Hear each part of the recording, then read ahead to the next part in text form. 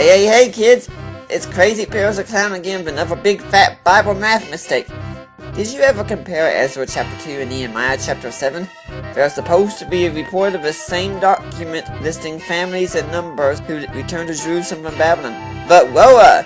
There's huge differences between them. For example, in Ezra it says that there were 775 sons of Ezra. In Nehemiah it says there were 652.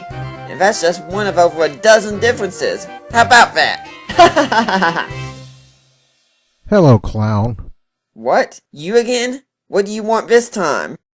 Exercise. So, what exactly is the deal with the list in Ezra 2 versus Nehemiah 7?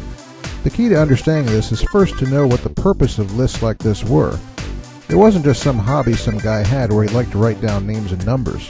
There are a couple of theories as to the reason for this list, but the most likely is that in a situation where the Jews were returning from exile, those who came back to the land earliest were granted certain honors and privileges, probably associated with land ownership. It's also likely that the list served as verification that the people returning and their families were true Israelites, which would give them a leg up on those left in the land by the Babylonians earlier. Either way, this list serves some important administrative function, and that means it had to be preserved for a long time. That meant a couple of things that have some bearing on our issues here.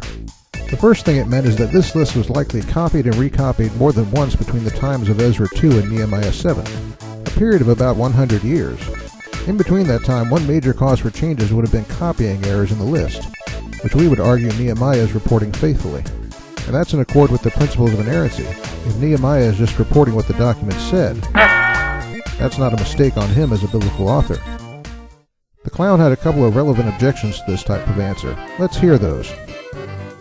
If as many numbers as they had different, that would have been a 46% rate of error in copying.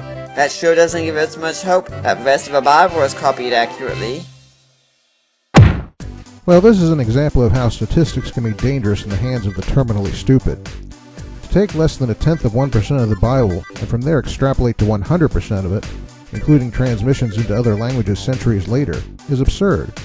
Especially when you consider that the people who copied this list over the years weren't the scribes who did the Bible, but governmental scribes who had nothing to do with it, much less anything to do with the countless other scribes who copied the rest of the Old and New Testament. But there's another reason why the clown's line of reasoning fails, and it's the sort of thing a neophyte like him would never know about just reading the Bible in English. If you take a look at most of the differences between Ezra 2 and Nehemiah 7, you'll see that they involve switches in merely one digit place. Let's look at some examples.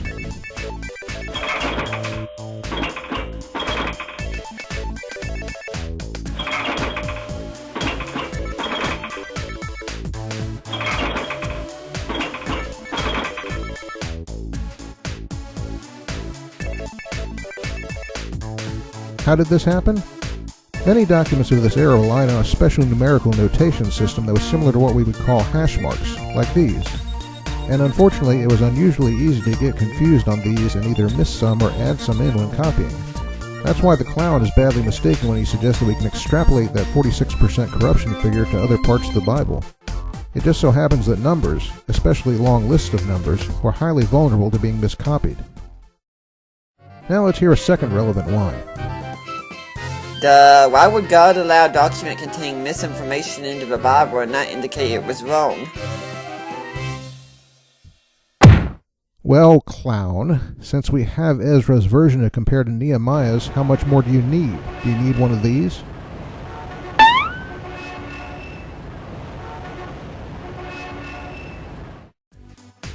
Fact is, even Nehemiah himself gave us a clear heads up when he said, not once but twice, that this was the record he found.